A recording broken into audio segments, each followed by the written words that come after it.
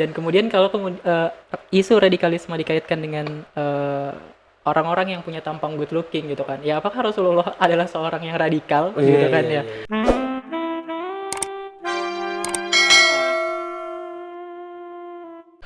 Oke, baik guys. Assalamualaikum warahmatullahi wabarakatuh. Ya, balik lagi di Dibilang Podcast ya, tetap di Dibilang Channel. Hari ini masih bersama teman-teman dari apa sih kepanjangannya? Lembaga Dakwah Kampus ya. Lembaga Kampus. Lembaga Dakwah Kampus. Nah, kita masih ngobrol-ngobrol seputar kenapa sih mereka tuh mau masuk dakwah kampus? Apa sih dakwah kampus itu sebenarnya? Terus gimana sih gejolak-gejolak yang terjadi di dakwah kampus itu? Nah, ini yang lagi masih hangat diperbincangkan. Wede, apa tuh? Ya gini ya, jadi anak-anak dakwah kampus itu kan image-nya adalah anak-anak yang good looking. Wede. Penampilannya rapi, bersih, terus pembawaannya tuh agak-agak misterius gitu, gitu kan. Nah, terus kemarin ini sempat terjadi kontroversi, ada salah satu statement yang mengatakan bahwa kelompok-kelompok radikal itu munculnya dari anak-anak yang good looking seperti kalian itu. Nah, itu gimana perasaan hati kalian? Iya. Secara tidak langsung itu kan kalian merasa tertuduh jatuhnya ya, seperti itu. Itu gimana coba? Iya, kemarin sempat dengar sih memang ada satu statement yang dikeluarkan oleh pejabat negara ya terkait dengan sebuah kata good looking nih. Jadi kata good looking ini bisa ditujukan oleh siapapun yang disampaikannya itu adalah orang-orang yang misalkan pandai bahasa Arab, kemudian pintar menghafal Quran atau hafiz, yang bisa masuk adalah paham-paham radikal. Memang ada statement seperti itu yang dikeluarkan oleh salah satu pejabat negara. Ya tentunya kita sebagai aktivis dakwah kampus yang bergerak dalam dunia kampus yang notabene-nya adalah agama Islam, kita merasa tersinggung juga. Tentunya tersinggung dan hati kita masya Allah hanya bisa mendoakan bapak tersebut semoga mendapatkan hidayah lah salah satunya. Amin. Karena bagaimanapun tidak bisa mengeluarkan satu statement seperti itu kalau tanpa ada bukti yang nyata dan segala macam. Karena saya kebetulan di Fakultas Hukum. Dalam Fakultas Hukum itu ada namanya asas praduga tak bersalah. Betul. Ya itu seseorang tidak bisa dinyatakan bersalah sampai ada putusan hakim yang telah tetap. Sehingga ketika dikatakan good looking bisa dijadikan sebagai paham yang memasuki awal radikal, itu tentunya satu statement yang kontroversi dan tentunya sangat sulit bagi kami, tersinggung bagi kami para aktivis dakwah kampus yang bergerak dalam bidang keagamaan. Kami yang di kampus selalunya mengajak kebaikan, betul-betul yuk kita ngaji, yuk kita sholat, kemudian adanya statement tersebut betul-betul sangat membuat hati kami insya Allah hanya bisa mendoakan bapak tersebut. tapi nggak ada maksudnya kalian dikatakan seperti itu kan. Coba kan dia kan juga mengatakan bahwa dia mengibaratkan ya kan, bukan menjudge juga. Tapi secara nggak langsung memang ya itu juga jatuhnya kok bisa ada muncul statement seperti itu gitu. Betul kan. Tapi apakah benar ada oknum-oknum yang seperti itu di organisasi kalian? Ya. Wow. Mulai. Merinding. Salah ngomong masuk penjara kita. Tapi kalau nggak kita luruskan, Benar. nggak bisa juga. Betul gitu. sekali. Betul. Oke, kalau ditanya ada atau enggak, ya balik ke pengalaman kali Kak ya. Jadi kalau dari pengalaman saya pribadi mulai dari SMA sudah kenal lingkungan dakwah, kemudian sampai di kampus ya sekitar 3-4 tahun gitu kan sampai dengan sekarang paham-paham kayak gitu tuh sebenarnya hanya stigma orang aja gitu loh, mencapnya aja gitu kan, mencapnya aja. Karena sebenarnya kalau kita ngambil makna radikalnya aja gitu kan atau radikalismenya aja itu kan nggak ada sangkut pautnya sama kegiatan-kegiatan di lembaga dakwah kampus misalkan. Karena orang-orang maksudnya istilah radikal itu sendiri adalah sebuah hal yang kemudian dia tuh mendasar gitu kan dan mengakar gitu tuh. Itu radikal tuh kan kayak gitu dari kata radix ya. Radix akar. Dari akar. Nah, jadinya ya kalau misalkan mungkin gini ya, apalagi ini di Indonesia kan ketika ada stigma-stigma kayak gitu. Jangankan waktu radikal gitu kan, waktu ya macam-macam lah gitu kan, dan itu bisa dibecandain gitu. Nah jadi ya latah orang Indonesia itu latah. Iya. Makanya anak-anak di LDK pun juga kita malah jadi makin kayak apa iya nih gitu kan, ada anak-anak yang kayak gitu ya udah kita jadiin konten buat ya gitu. buat Konten buat- mengkanter dengan cara yang lebih baik aja sih, gitu. Oh, Kita ngebuktiin seperti kalau ternyata ya anak-anak yang Good looking. dicap good looking itu sebenarnya ya Nggak sih. ya nggak kayak gitu-gitu juga gitu loh bahasanya. Kalau kalau saya sih di kampus sama teman-teman di lembaga dakwah sih kita santuy aja. Iya. Gitu. Wis. Maksudnya gini, ketika itu apa ya, dilabelin gitu kan ke kita, dan ini juga bukan kali pertama kali gitu kan kita dilabelin yang kayak gitu. Ya, ya santai aja, dan kita berusaha untuk apa ya, ngebuktiin gitu loh ke orang-orang kalau sebenarnya statement-statement dan paradigma-paradigma kayak gitu tuh nggak bener-bener banget gitu. Kayak misalkan oke lah, mungkin orang bilang good looking memang menarik gitu kan. Iya. Tapi nggak semua orang yang kemudian good looking itu adalah anak-anak LDK yang kemudian menyebarkan paham-paham radikalisme yang dimaksud gitu kan. Radikalisme dari segi yang negatif gitu. Nah itu enggak sih gitu. Jadi kita santai aja sih sebenarnya. Stick on the track lah bahasanya Wis. gitu. Tapi pernah nggak sih kalian di sebuah organisasi itu ngikut kegiatan-kegiatan yang menjurus ke sana? Maksudnya ketika ada demonstrasi, ada menyuarakan aspirasi, apakah kalian ada menjurus untuk melakukan kegiatan yang di luar ambang batas? Kalau dari teman-teman LDK ini. Jadi gimana gitu? Batas apa nih? Ya kalau misalkan bicara tentang Bakar ban. Bakar ya, ban. kegiatan yang seperti itu ya, kita pernah aksi ya, tapi Pernah, aksinya pernah. aksi gerakan menutup aurat. Oh. Aksi-aksi yang lebih nilai-nilai Pencerdasan positifnya, ya, pencerdasan. mengedukasi masyarakat sebenarnya. Benar-benar. Kemudian kalau misalkan ditanya pernah nggak ada hal-hal yang seperti itu menjurus ke sana, ya kembali lagi pengalaman yang saya rasa 4 tahun berkecimpung di lembaga dakwah kampus tidak ada sama sekali memang kegiatan-kegiatan yang memang kita diajak kerjasama nih, kemudian LDK turun tangan, tidak ada sama sekali paham-paham ataupun doktrinisasi di situ yang mengarahkan kita untuk ke sana ke semari. betul, Jadi betul. betul-betul paham itu muncul. Kalau menurut saya Kak, paham itu muncul karena memang orang tidak tahu sebelumnya apa sih Betul, itu lembaga dakwah kampus dan kegiatannya lembaga dakwah kampus itu apa aja sih sebenarnya, Hmm. sehingga orang itu mengambil kesimpulan sendiri, mengambil benangnya sendiri tanpa harus mengklarifikasi atau biasanya tabayun. Tabayun. Tabayun. Iya, Ayo, mantap. Keren-keren. Jadi Weh. kita menanggapinya santuy aja juga kan. Santuy aja. Malah kita jadikan itu sebagai, kita malah ngeblunder, malah dapat konten itu kita jadikan good looking itu seperti ini. Jadi kita malah membuat konten-konten kebaikan dari sebuah kata yang kontroversi. Isu itu tadi. Wih, keren. Iya. Jadi dia membalas sebuah kasus dengan karya jatuhnya ya. Wah, luar biasa anak muda yang seperti ini nih yang harusnya kita bina. Sakan dulu.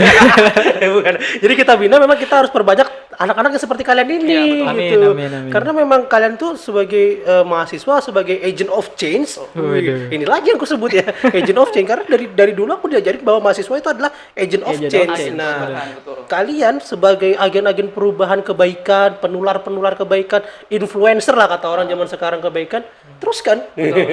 Karena memang kita butuh anak-anak yang seperti kalian ini. Tapi ngomong-ngomong mendekati pilkada nih ya. Ya. Wes. Apakah ada LDK itu didekati oleh beberapa politik-politik gitu? Waduh. Ada nggak sih? Pernah nggak sih kayak gitu? Apakah ada? Ada nih. Ada nggak? Ayo. Nggak ada. Nggak ada ya? Berdasarkan pengalaman lagi ya, sekali lagi berdasarkan pengalaman nggak ada, nggak sampai, bahkan nggak sampai untuk sampai ke situ gitu kan.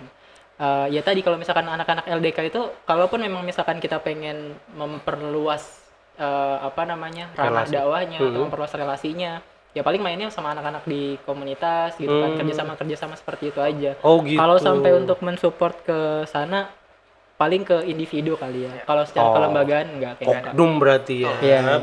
Nggak maksudnya nggak dalam cakupan bahwa anak LDK terkait dengan partai politik tertentu Oh, gitu iya, kan. nggak ada. Terkadang kan ada yang kayak gitu. Karena warnanya ini jadinya ngikutnya warna ini seperti Ikutkan itu. seperti itu, padahal sama sekali tidak. Kami Padahal kalian netral ya. murni untuk adalah kebaikan-kebaikan. Tujuan kita hanya untuk di kampus sebenarnya. Oke. Jadi kalau ketika ada statement seperti itu menyatakan bahwa LDK dukung sana itu betul-betul perlu diklarifikasi lagi kembali kepada LDK-nya. Betul atau enggak? Kita kembali ke personal masing-masing. Kalau memang ada, berarti mungkin ke personalnya. Tapi untuk lembaganya sendiri kami tidak ada. Ya, secara kelembagaan sih nggak ada. Secara kelembagaan emang nggak ada ya. Wih, keren-keren teman-teman. Buat teman-teman, aku tuh jadi pengen kuliah lagi jatuhnya gitu ya. Karena jadi pengen memperbaiki akhlakku gitu. Setelah bertemu dengan teman-teman yang ya ibaratnya kalian ini adalah sebagai salah satu anak-anak yang meneladani kehidupan Rasul ya. Jadi kan Amin, amin, sebagai amin. teladan, Rasul itu kan sebagai teladan. Terus Rasul itu dalam menyampaikan dakwah dia mau dihujat apa segala macam santuy aja Iya. seperti itu. Jadi kayaknya kalian ngalir aja. Iya, betul. Ngalir Keren, aja, keren. benar-benar. Sedangkan kita bicara nih sejarah bahwa Rasulullah ketika berdakwah Heeh. itu bukan cuma dicaci, dimaki, bahkan sampai ingin dibunuh. Ya. Tapi apakah Rasulullah membenci orang-orang yang tersebut? Tidak, malah Rasulullah malah mencintai dan ingin segera untuk menarik mereka dalam menyampaikan nilai-nilai Islam. Bahkan kita mengambil kesimpulan bahwa semangat dakwah Rasulullah apa? Semangat dakwah Rasulullah adalah semangat cintanya kepada umatnya. Itulah yang kita gunakan sebagai aktivis dakwah kampus ketika kita ada mendapatkan hal-hal negatif. Kita jadikan sebuah itu muhasabah diri bagi kita, dan kemudian kita menyampaikan kebaikan itu yang benar. Kalau memang benar, kita sampaikan benar. Kalaupun salah, kita sampaikan salah. Benar, benar. Fauji ada yang mau ditambahkan? Ada. Dan apa ya, asiknya juga nih kalau misalkan kita ngomongin good looking gitu kan. Terus tadi juga disinggung soal Rasulullah Shallallahu Alaihi Wasallam. Iya, Rasulullah nih kurang good looking apa, Iya, gitu betul. kan. Dan kemudian kalau isu radikalisme dikaitkan dengan orang-orang yang punya tampang good looking gitu kan. Ya apakah Rasulullah adalah seorang yang radikal gitu kan ya. Kalaupun memang Rasulullah adalah seorang yang radikal in in konteks positively gitu kan. Ya udah, ya gue radikal, it's okay. Gitu. Tapi kalau misalkan kemudian itu stigmanya adalah untuk maksudnya ke negatif, silakan untuk klarifikasi dulu gitu Iya, kan. iya, iya. Rasulullah Tabayun aja ya. kan kayak gitu, iya benar-benar. Keren. Wih, aku jadi merinding sendiri ya ngobrol ngomong kayak gini nih sebenarnya. Aduh, gimana ya? Aku sebagai orang yang naif apa ya? Naif lagi bahasanya. Sebagai orang yang penuh dosa gitu. Ngobrol dengan orang-orang yang bahasanya kalem, bahasanya santai itu jadi menebarkan aura positif juga buat kita yang ngobrol sama kalian seperti amin, itu. amin. Karena ketika jadi kalian tuh nampaknya kayak ngobrol tapi ada ilmunya seperti Wih, itu. Amin ya Allah. Iya. Padahal sebenarnya ketika kita dicap nih sebagai aktivis dakwah kampus, itu orang ngeliat kita soleh banget, masya Allah banget. Padahal sebenarnya enggak, kita juga sedang berusaha untuk lebih taat kepada Allah. Kita juga sedang berusaha untuk istiqomah di jalan Allah. Cuma mungkin kami menguatkannya dengan cara yang berbeda. Kita saling menguatkan. Makanya teman-teman yang ingin bergabung, silahkan bergabung. Kita sama-sama menguatkan di jalan dakwah, menguatkan istiqomah kita di jalan Allah seperti itu. Wih, Wih, keren. asik. Oke deh, buat teman-teman coba yang mau bergabung bisa menghubungi kemana nih? Aduh, kemana nih kita Ki? Kan beda kampus kampus ya? kan. Boleh. Mungkin masing-masing dari kampusnya ada sosial medianya kah, ada kontaknya kah atau gimana? Kalau Pusdima pasti sudah. Iya.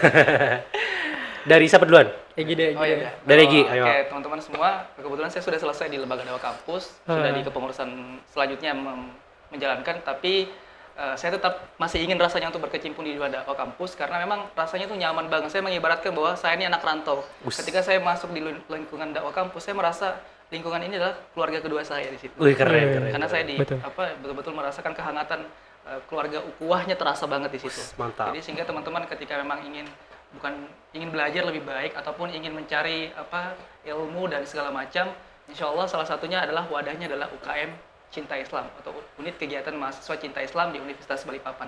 Teman-teman bisa mencari informasinya melalui sosial medianya, bisa melalui dari Instagramnya yaitu UKM Cinta Islam. Kemudian di situ ada form pendaftarannya.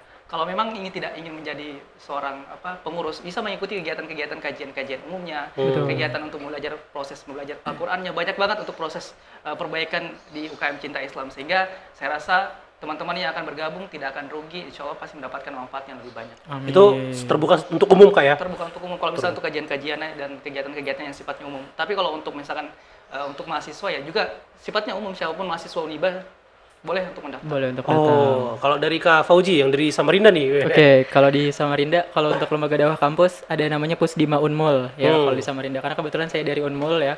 Jadi bisa cari aja di akun Instagram @pusdima. Kalau di YouTube ada namanya PDTV. PDTV. Iya. Dari Pusdima TV Banyak redaksinya. banget itu followersnya sudah. Wih, keren. Kayaknya bisa kolaborasi Iya. sama Pusdima Coba, nanti. Iya, Insya keren. Allah udah Itu luar biasa banget. GM-nya ya, nanti main-main ke sini. Iya benar. Iya. Iya. Terus kalau untuk FSLDK ada namanya juga di Instagram FSLDK Kaltim Kaltara. Terus tadi sudah sempat di bridging juga kali kayak dekat-dekat ini bakalan ada konten yang juga launching di YouTube-nya FSLDK Kaltim Kaltara. Wih, Gitu. Jadi keren. bisa cari-cari di situ dan kepoin lewat situ.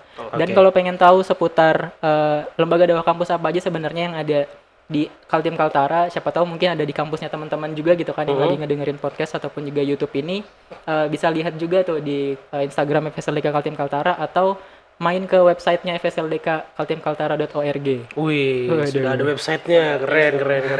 Berarti memang sudah menjadi organisasi yang cukup luas ya ini ya. Amin, Keren. ya. Lama kita berdiri Cukup ya. lama juga ya. Cukup lama. Nanti buat teman-teman yang ketinggalan tadi apa aja nama Instagram, apa nama YouTube-nya, nama websitenya, nanti aku tulis di kolom deskripsi deh.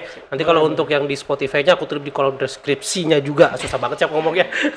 Oke deh kalau gitu. Keren. Terima kasih ya teman-teman semua. Teman-teman semua. Terima kasih ya teman-teman, Kak Egi, Kak Fauji sudah Oke, mau Kak, mampir sama-sama. ke podcastku yang sederhana ini.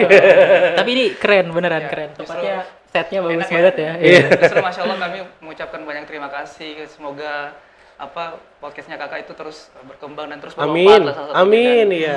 hadirnya kami juga semoga bisa menambah semangat keislaman dari kak.